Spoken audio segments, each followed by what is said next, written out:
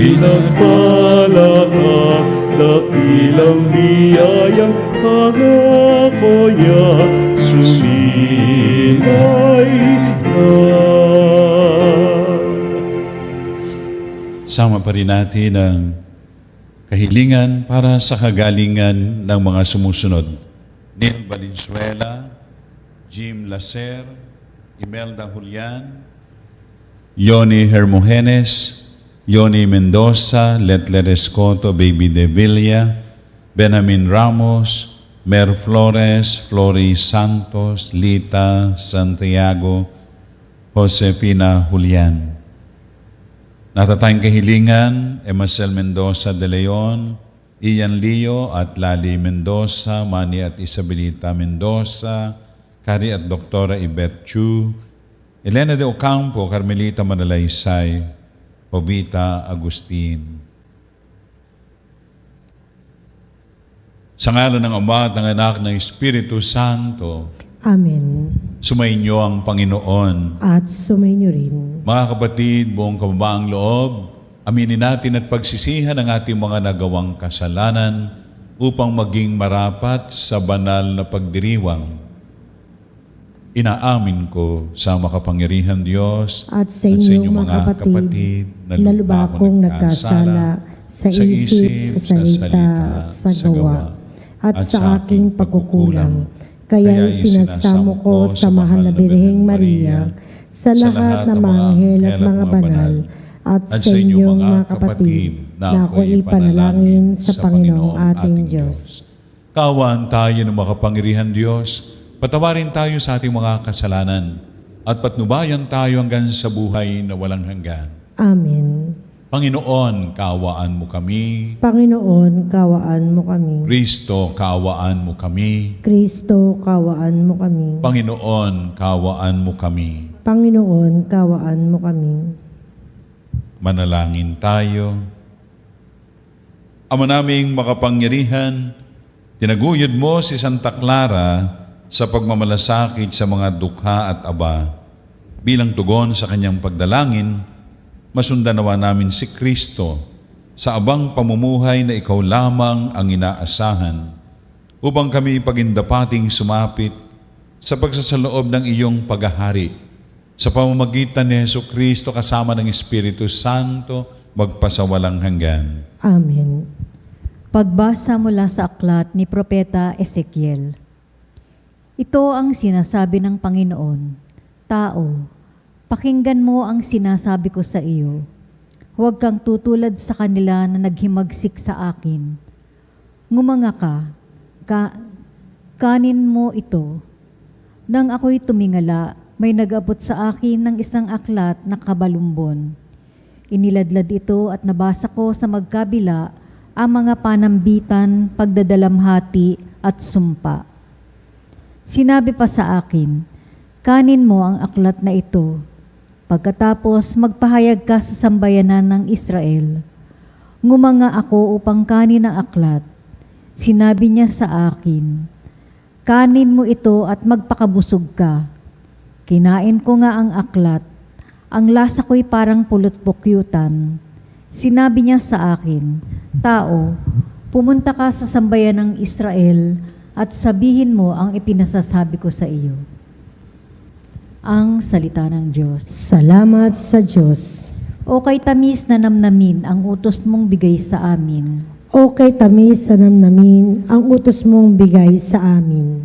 Nagagalak na sundin yaong iyong kautusan, higit pa sa pagkagalak na dulot ng kayamanan. O kay tamis na namnamin ang utos mong bigay sa amin. Ang buo mong kautusan sa akin ay umaaliw, siyang gurong nagpapayo sa lahat kong suliranin. O kay tamis na namnamin ang utos mong bigay sa amin. Higit pa sa ginto't pilak nitong buong sanlibutan, ang mabuting idudulot ng bigay mong kautusan. O kay tamis na namnamin ang utos mong bigay sa amin. O kay tamis na namnamin ang utos mong ibinigay, matamis pa kay sa pulot, yaong lasang tinataglay. O kay tamis na namnamin ang utos mong bigay sa amin. Halos humihingal ako dahilan sa kasabikan na matamuya ang aking minimithing kautusan. O kay tamis namin ang utos mong bigay sa amin.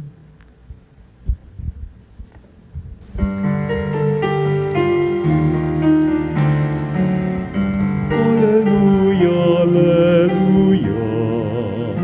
Alleluia, alleluia.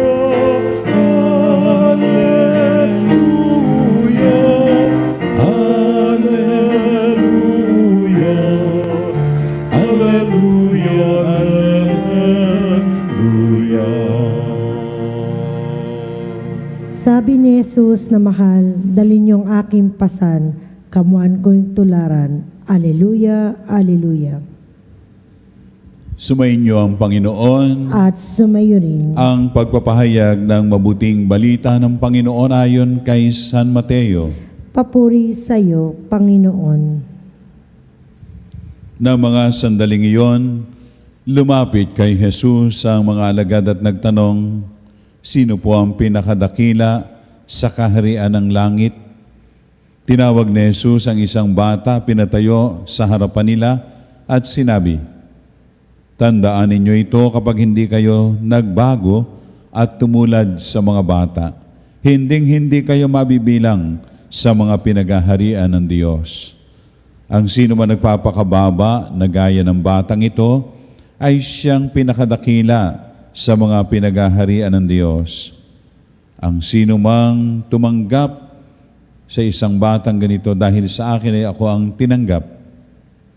Ingatan nyo na huwag hamakin ang isa sa maliliit na ito. Sinasabi ko sa inyo, sa langit, ang kanilang mga anghel ay laging nasa harapan ng aking Ama. Ano sa akala ninyo ang gagawin ng isang taong may 100 tupa kung maligaw ang isa sa mga iyon? Hindi kaya niya iiwan ang 99 na nanginginain sa kaburulan upang hanapin ang naligaw? Sinasabi ko sa inyo, kapag nasumpungan niya ito, higit niyang ikinagagalak ang isang ito kaysa 99 na hindi naligaw. Gayun din naman, hindi kalooban ng inyong amang nasa langit na mapahamak ang isa sa maliliit na ito. Ang mabuting balita ng Panginoon. Pinupuri ka namin, Panginoong Hesukristo. Napakagandang pagnilayan po ang katangian ng isang bata na siyang ginamit ng ating Panginoong Hesukristo sa harapan ng kanyang mga alagad na batay na rin sa kanilang pagtatanong, sino ang pinakadakila sa kaharian ng langit? Ang bata na kung iisipin natin talagang nakasandig, nakasandal sa kanyang mga magulang. Sa kanyang kawalan ng lakas, ng puwersa, lahat iniaasa sa magulang. Lahat hinihingi ng buong pagtatapat ang kanyang pangangailangan. Sinasabi niya ito sa kanyang mga magulang. Nagtitiwala siya. Naghihintay lang ng magiging sagot ng magulang. Ganyan ang dependence ng bata sa magulang na siyang ginamit ng ating Panginoong Hesukristo. Sabagat yung mga nagtatanong, malalaki na, may isip na, kaya na. Kaya ang ginamit niya, yung kababaan loob ng isang bata, yung pagiging payak ng isang bata. At maganda ito, kung titingnan natin at iuugnay sa ipinagdiriwang natin paggunita sa isang dalaga at martir na itong si Santa Clara ng Assisi. Yung kanyang tiisin mula nung siya'y na-inspire na mga aral noon na unay napakinggan niya kay San Francisco ng Assisi sa kanyang pangaral, ay nagpasya siya. Iniwan ang lahat ng meron siya. Karangyaan, lahat. At sumandal sa Diyos. umasa sa grasya ng Diyos. Divine providence. Di ba yun naman? Yun ang kanya naging kabanalan. Kaya nga sinasabing Clara ay ibig sabihin maningning at yung kanyang kabanalan. Naabot ang tunay na kabanalan nang sa kanyang pagsandig ng kanyang buhay sa ating mahal na Panginoon.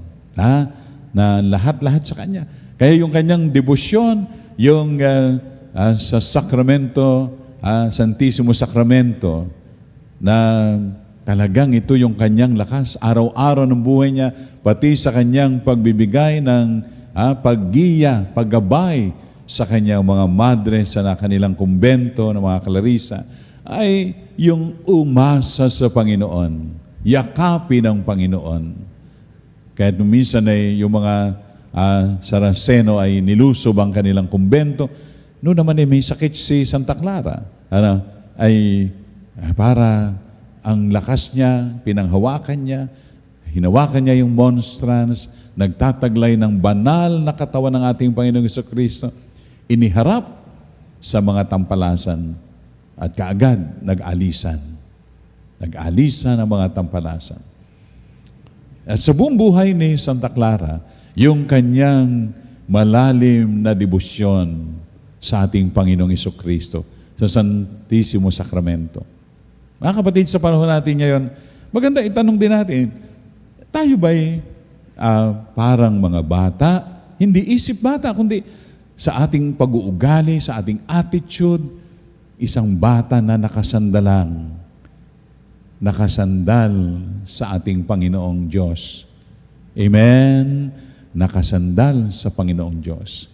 Iniaasa ang lahat. Kung ano ang gusto ng Panginoon, yon ang handang sundin natin at gawin. Naghihintay tayo na kanyang mga anak.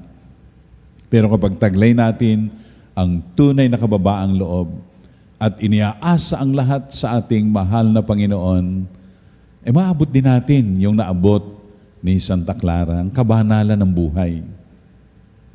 Sa panahon natin, napakabigat, masyadong komplikado mga kapatid ko, yung mga kaganapan. At dagdag pa natin yung mga kalamidad, iasa natin sa Panginoon. Sa mga nagsisimba ngayon, lalo na online, dito sa Radio Veritas, sa misa natin ngayon ay pagnilayan po ninyo.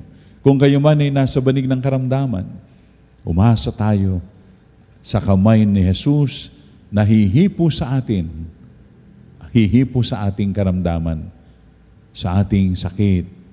At gagawin kung tayo may karamdaman sa damdamin at puso natin at kalooban natin, paghihilumin ni Jesus ang ating mga sugat. Ang nagdaranas ng kahirapan, dala ng matinding pagbaha, sobrang pag-ulan ng ilang araw, naapektuhan ng kabuhayan, ikabubuhay, nakababad sa tubig ang lahat ng meron sila, pati kanilang katawan. Sumandal tayo sa Panginoon. Bumulong tayo sa Panginoon. Isang anak na umaasa sa magiging sagot sa atin ng Panginoon. Ito mga handang pagkakataon, mga kapatid ko, na sa panahong ito, yung Panginoon na yan ang nakakalimutan ng marami. Nalulunod sa yaman, nalulunod sa karangyaan, pero maraming nalulunod at nakababad sa mga baha na tanging inaasahan na yung Panginoon. Yung tanging yaman natin, iyon.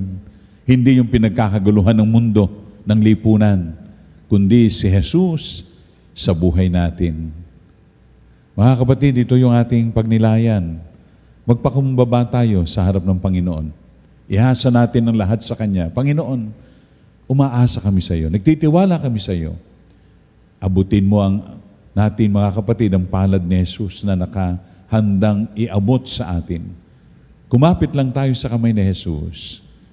At yun ang magpapabanal sa atin, sa kahirapan man natin, sa mga sakripisyo man na kinakaharap natin, sa mga pagsubok at matinding hamon ng buhay, ay iasa natin ang lahat sa Panginoon.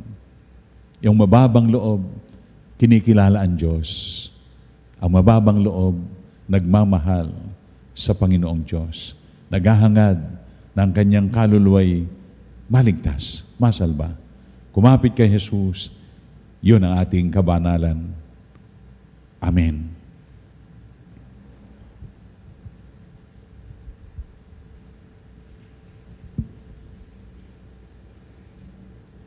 Manalangin tayo sa Ama upang gawin niya tayong karapat-dapat na maging kanyang mga minamahal na anak.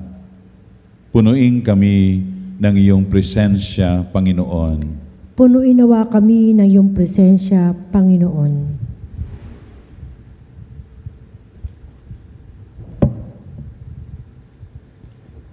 Ang simbahan naway maging epektibong instrumento sa pagpapalalim ng pananampalataya ng mga anak. Manalangin tayo sa Panginoon. Punuin nawa kami ng iyong presensya, Panginoon. Ang mga lider ng gobyerno naway magpakita ng malalim na pagkalinga sa pagkakaroon ng magandang kinabukasan ang mga bata at upang ang mga maliliit na ito ay maging ligtas sa lahat ng uri ng pang-aabuso. Manalangin tayo sa Panginoon. Punuin nawa kami ng iyong presensya, Panginoon. Ang mga magulang naway mapalaki ng mabuti ang kanilang mga anak ayon sa pinagkahalagahang moral at mabigyan sila ng tamang paghuhubog at edukasyon.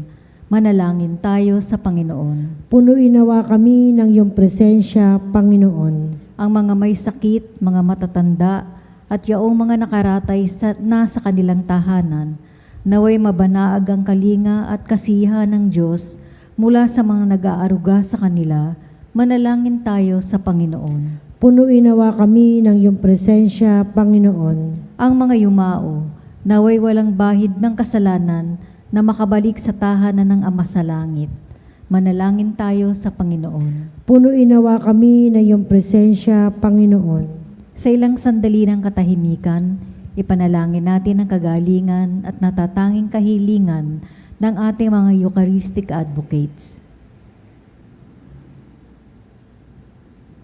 Manalangin tayo sa Panginoon. Punuin nawa kami ng iyong presensya, Panginoon.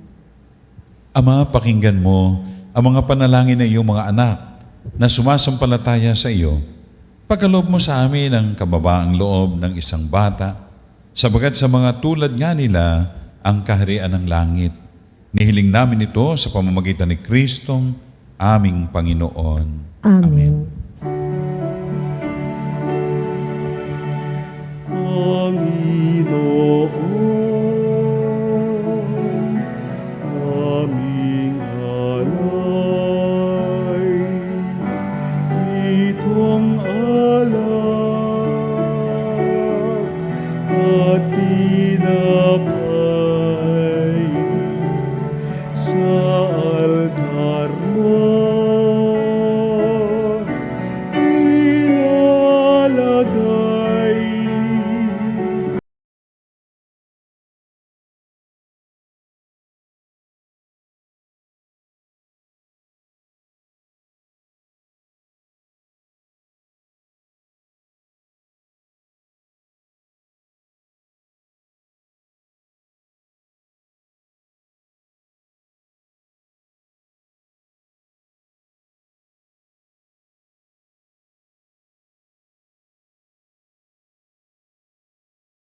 Bawat pangarap naming taglay sa palad mo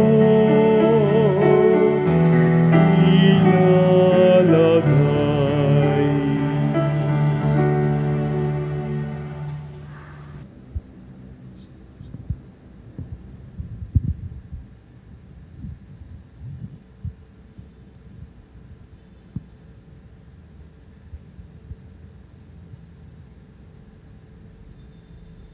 Manalangin kayo mga kapatid upang paghahain natin ay kalugdan ng Diyos sa mga makapangyarihan. Tanggapin nawa ng Panginoon itong paghahain sa iyong mga kamay, sa kapurihan niya at karangalan sa ating kapakinabangan at sa buong sambayang banal. Ama naming lumikha, minarapat mong si Santa Clara ay maging bagong nilikha bilang kawangis mo Pagkaloob mong kami ring pinagkalooban mo ng pagbabago ay makapaghain ng mga alay na kalugod-lugod sa iyo. Sa pamamagitan ni Jesucristo kasama ng Espiritu Santo, magpasawalang hanggan. Amen. Sumainyo ang Panginoon. At sumainyo rin. Itaas sa Diyos ang inyong puso at diwa. Itinasa namin sa Panginoon. Pasalamatan natin ang Panginoong ating Diyos. Marapat na siya ay pasalamatan. Ama naming makapangyarihan, tunay ngang marapat na kayo aming pasalamatan. Ngayon kinagagalak naming may mga banal na tao na nagtalaga ng sarili sa anak mong si Jesucristo upang ipamalas nilang paghahari mo at maakit ang kapwa na manalig sa iyo. Ngayon sa amin binibigay ng iyong anak na minamahal, ang kabanalang iyong taglay, at hangad mong kamti ng tanan. Ito ang pinanggalingang amin ngayong nililingon, dito mo rin nais na kami makarating at humantong. Kaya kaisa ng mga anghel na nagsisiawit ng papuri sa iyo, nang walang humpay sa kalangitan kami nagbubunyi sa iyong kadakilaan. Santo, Santo, Santo, Panginoong Diyos makapangyarihan, napupuno ang langit at lupa, kalwalhatian mo. Hosana sa kaitaasan, pinagpalang na paririto sa ngalan ng Panginoon. Hosana sa kaitaasan.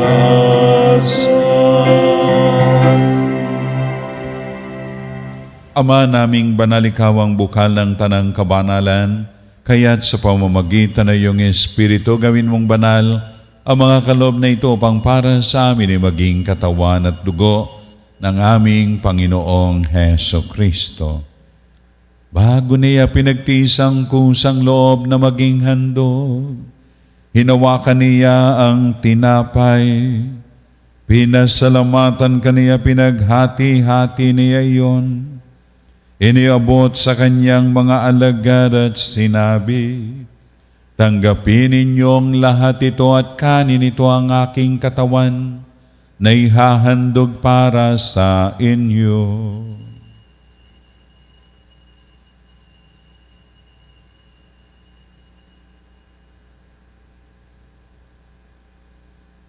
Gayun din naman nung matapos ang hapunan, hinawakan niya ang kalis, muli kanyang pinasalamatan.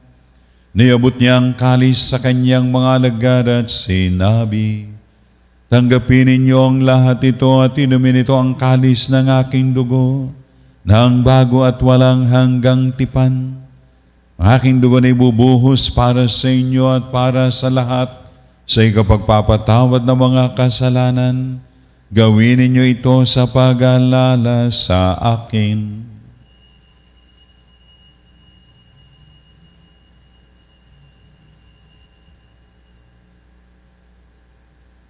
Ipagbunyi natin ang misteryo ng pananampalataya. Si Kristo ay gunitahin, sarili ay inihain, ilang pagkait inumin, pinagsasaluhan natin hanggang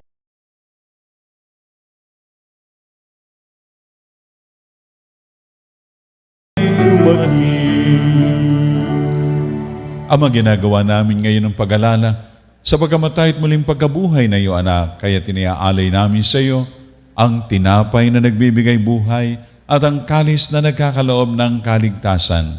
Kami nagpapasalamat dahil kami yung minarapat na tumayo sa harap mo para maglingkod sa iyo. Isinasamo namin kaming magsasalo-salo sa katawan at dugo ni Kristo ay mabuklod sa pagkakaisa sa pamamagitan ng Espiritu Santo. Amalingapin mo yung simbahang laganap sa buong daigdig. Puspusin mo kami sa pag-ibig. Kaysa ni Leon na aming Santo Papa at ni Elias na aming Obispo at ng tanang kaparian. Alalahanin mo mga kapatid naming nahimlay, nang may pag-asang sila'y muling mabubuhay, gayon din ang lahat ng mga pumanaw. Kawaan mo sila't patuloyin sa iyong kaliwanagan. Kawaan mo at pagindapating kaming lahat na makasalo sa iyong buhay na walang wakas. Kaysa ng mahal na Birhen Maria, na ina ng Diyos, ang kanyang kabiyak ng puso, si San Jose. Kaysa ng mga apostol at ng lahat ng mga banal, sa pangunguna ni Santa Clara ng Assisi, na namuhay dito sa daigdig ng kalugod-lugod sa iyo. May pagdiwang nawa namin ng pagpupuri sa ikararangal mo sa pamamagitan na iyong anak na aming Panginoong Heso Kristo. Sa pamamagitan ni Kristo, kasama niya at sa Kanya, ang lahat ng parangal at papuri ay sa iyo. Diyos sa mga makapangyarihan, kasama ng Espiritu Santo, magpasawalang hanggan. Amen. Amen. Amen. Amen.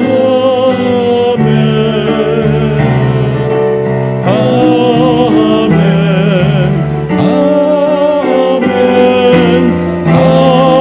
Amen. Amen.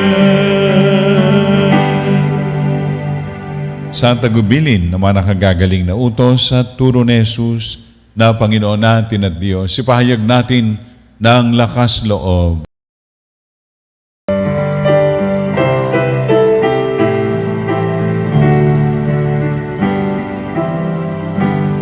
Ama namin, sumasalangit ka, sambahin ang ngalan mo.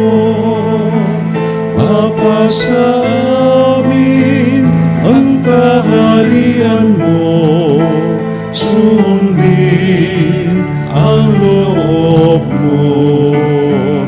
Dito sa lupa, para ng sa langit. Bigyan mo kami ngayon ng aming kakanin sa araw-araw, at patawarin mo kami sa aming mga sala, para ng pagpapatawad namin sa nagkakasala sa amin. At huwag mo kami ipahintulot sa puso, at yadya mo kami sa lahat ng masama. Nihiling namin kami yadya sa lahat ng masama, pagkalooban ng kapayapaan, araw-araw iligtas sa kasalanan at ilayo sa lahat ng kapahamakan. Samantalang aming pinananabikan ang dakilang araw ng pagpapahayag ng tagapagligtas naming si Jesucristo. Sapagkat iyo ang kahari at kapangyarihan at kapurihan, magpakailanman. Amen. Panginoong Jesucristo, sinabi mo sa iyong mga apostol, kapayapaan ang iniiwan ko sa inyo. Ang aking kapayapaan binibigay ko sa inyo. O Lord, tunghin mga aming pananampalataya at huwag ang aming mga pagkakasala. Pagkalooban mo kami ng kapayapaan, kabanalan at pagkakaisa. Ayon sa iyong kalooban, kasama ng Espiritu Santo, magpasawalang hanggan. Amen. Ang kapayapaan ng Panginoon ay laging sumainyo. At sumainyo rin. Magbigayan kayo ng kapayapaan sa isa't isa. Peace. Peace.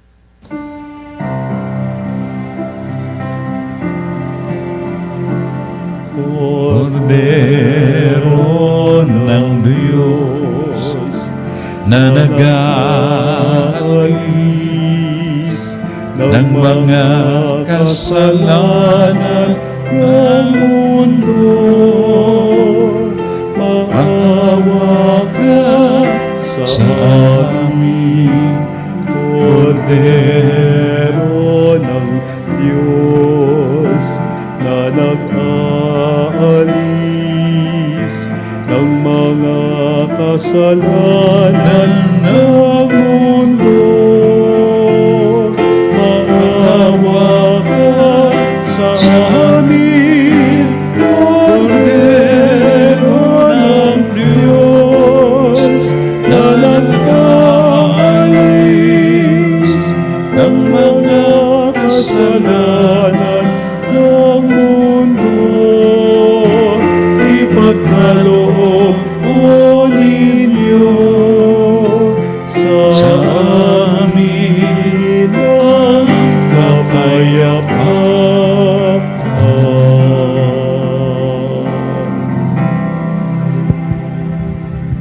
Narito ang ating kaligtasan ng buhay, ang Kordero ng Diyos na nag-aalis ng mga kasalanan ng sanlibutan. Mapalad ang inaanyayahan sa banal na piging. Panginoon, hindi ako karapat-dapat na magpatuloy sa iyo, ngunit sa isang salita mo lamang ay gagaling na ako.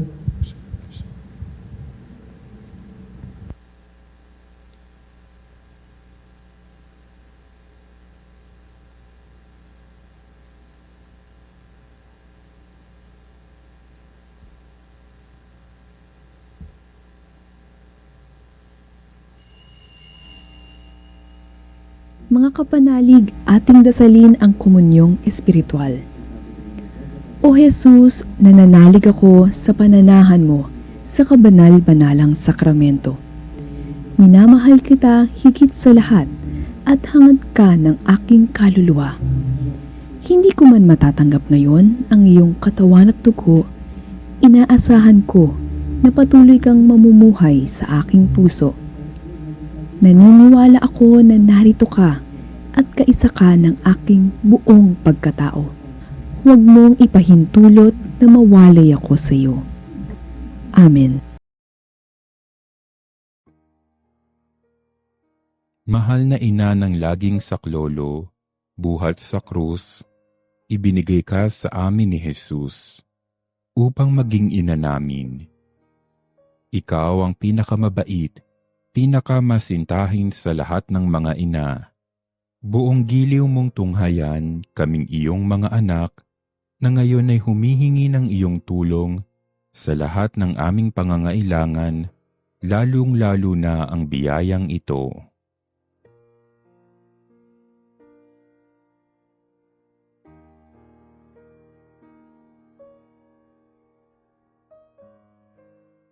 Buong tiwala naming isinasalalay ang aming sarili sa iyong pagkalinga at lubos na umaasa sa iyong mapagmalasakit na panalangin.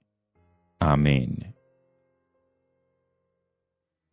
Panalangin sa karangalan ng Nuestro Padre Jesus Nazareno.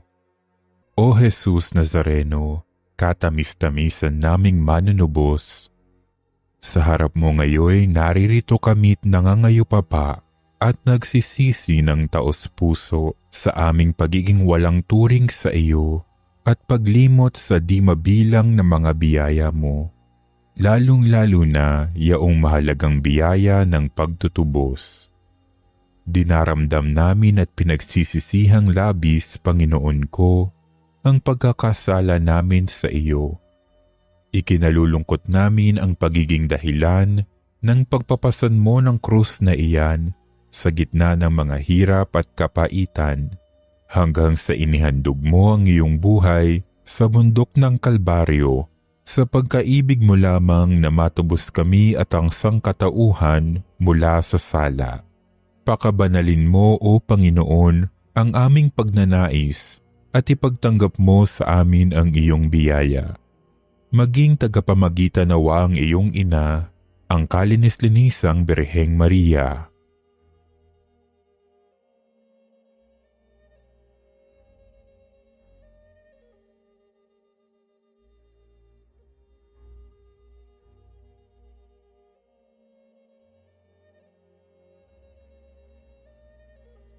Ama naming makapangyarihan, niloob mong akuin ang iyong anak, ang krus at kamatayan, upang ang sangkatauhan ay matubos at mabuhay.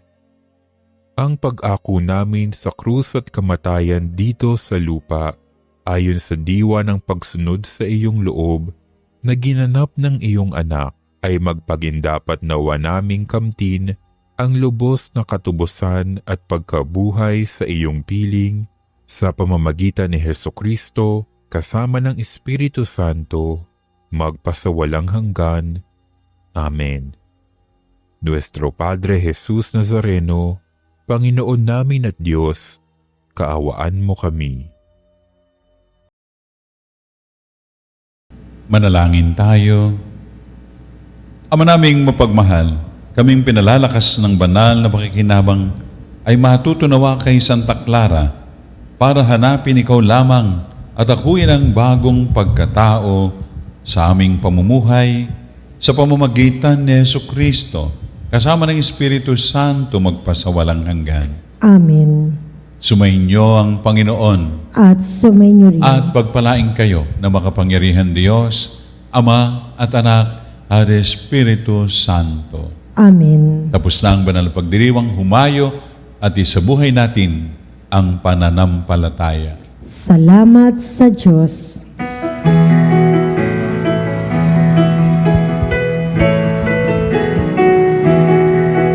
Magsiawit kayo sa Panginoon. Hallelujah! Magsiawit sa Panginoon. Purihin, purihin ang kanyang pangalan.